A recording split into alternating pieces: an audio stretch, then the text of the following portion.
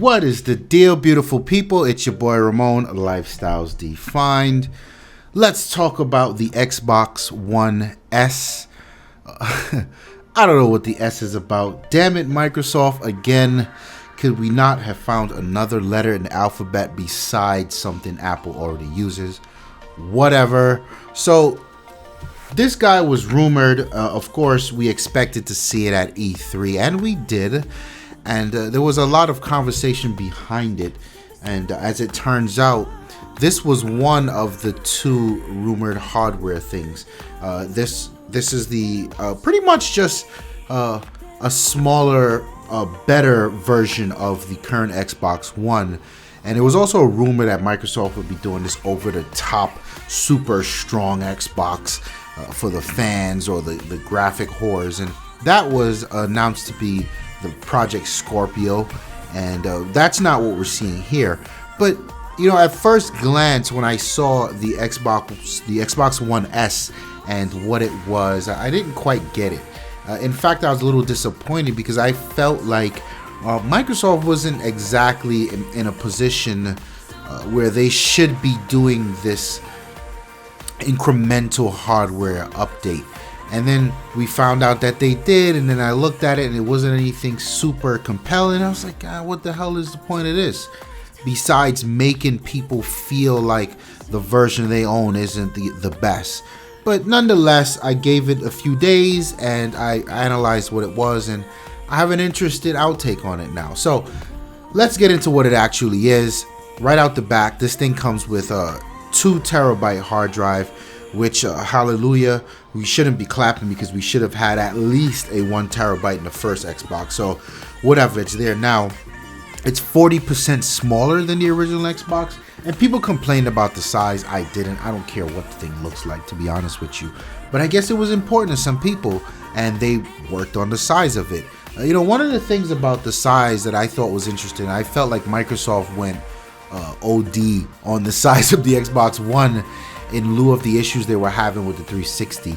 And that 360 was a nightmare for them. I think even up to this day, it is officially the most expensive consumer recall in history.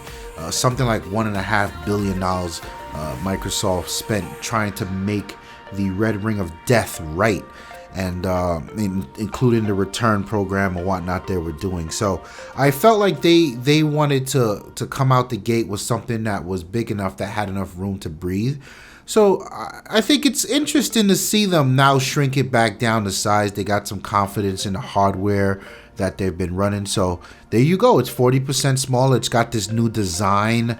I guess it's, you know, it's white. I don't know what to say about calling it something S and then making it white. I don't know if, you know, Apple don't exactly make consoles, but I'll be damned if that's not what I'm thinking about when I hear S and white electronics. But nonetheless, they moved the power brick into the Xbox itself now, and this is another one of those things I really didn't understand why people complained about a power brick. Like, the thing's sitting behind your TV. Like, what the hell is the problem? But I had an interesting story for you, and I'll continue to say this story. I think I told it once on Ignorant Gamerz. Shout out to Ignorant Gamerz. That's where we do most of our gaming. Make sure you check that out. Link in the description below. So Jerry woke up one night.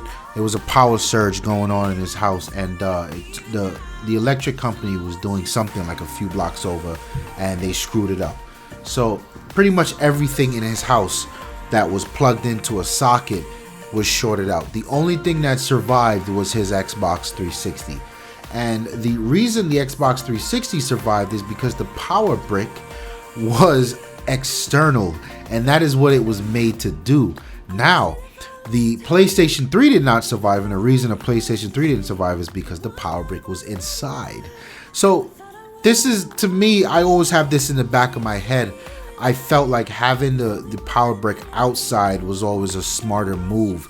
You know, it always protected the device itself. Something happened, you could always call Microsoft and get another power brick, or at the worst case scenario, another power brick could cost you $60, $100, whatever it cost you, versus another $300 to replace the entire system. But nonetheless, this is what they did. The power brick is inside, and people were applauding. They moved the USB port from the side, the left side of it. It's now on the front.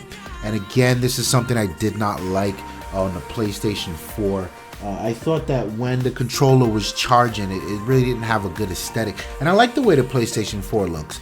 And I felt like just that one little thing annoyed the bejesus out of me.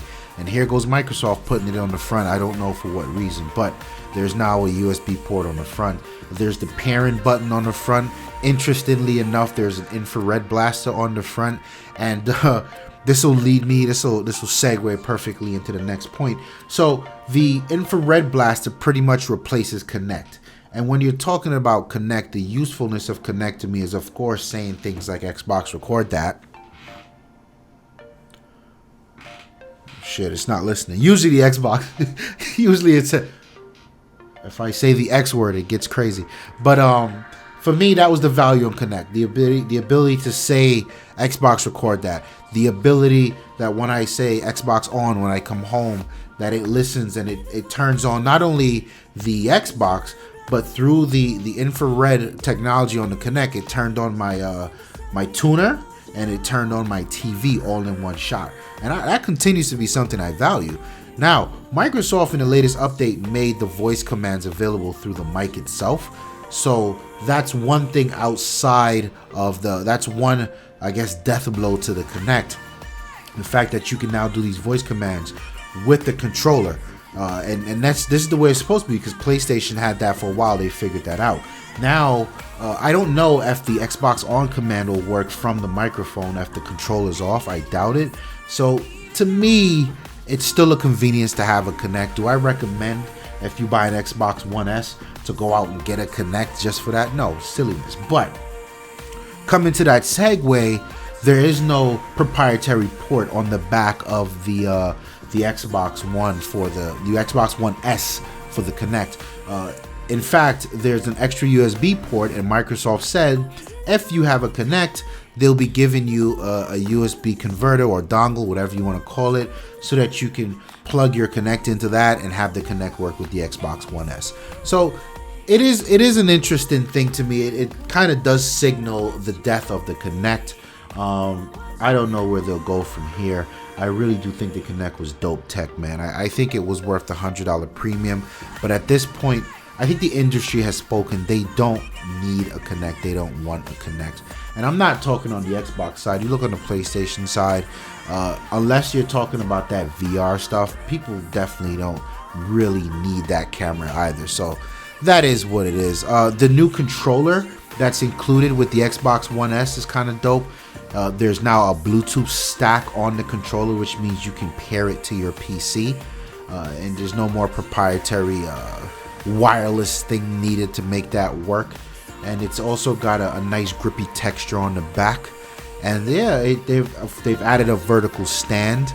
So I feel like they've done some really good decisions here. Now, the most interesting part of this thing is its 4K abilities. And I want to make sure I'm very clear on this, because there's a lot of confusion out there. The Xbox One S is not for the 4K gaming. This is for 4K entertainment. So we're talking things like you're watching Netflix in 4K and Hulu if they support it, things like that. Now, this caught me off guard because I had to go back, and I remember that both the Xbox and the PlayStation 4 were supposed to be able to support 4K. So when I started seeing rumors about the Neo and then Microsoft version, I was scratching my head like, what the hell is going on? So it turns out that these guys actually do UHD upscaling, and it's not the same as 4K, right? That's sort of what the Xbox has been doing all along with the games, where it'll be running 720p on the resolution but upscale to 1080. It's more the same here when you're talking the entertainment. Now, this guy actually is outfitted with a different GPU and some tweaks and faster RAM. They're saying with the intention, the purpose to run 4K entertainment. And this is particularly interesting because at a $299 price point, when you look at how much a 4K Blu-ray player costs, not a Blu-ray player with upscaling abilities, a true and native 4K Blu-ray player, they are about the same $300 price tag. Most of them are more expensive. So this puts Microsoft in a very interesting place where they were back in the Xbox 360, the second and third year of the Xbox 360, where there were no Rokus. These, streaming media, streaming box was a relatively new thing, and on top of that, the Netflix and the Hulu and the Amazon Prime, it was a hell of a DVD player, and Blu-rays hadn't really taken off at that point yet. So I think this puts Microsoft back in that realm where they want to be a part of your living room. They want to be an actual entertainment device, and couple that with the UI that you see on the Xbox One. I think they're heading in a good direction. I think their dream of being the ultimate living room entertainment device is stronger than ever. So yeah, that's what the Xbox One S is about. Maybe we'll cover the Xbox One Scorpio.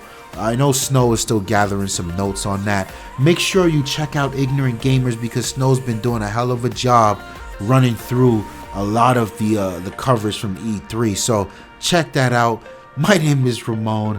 I'm out of here. Peace. From the deep forest into the sun.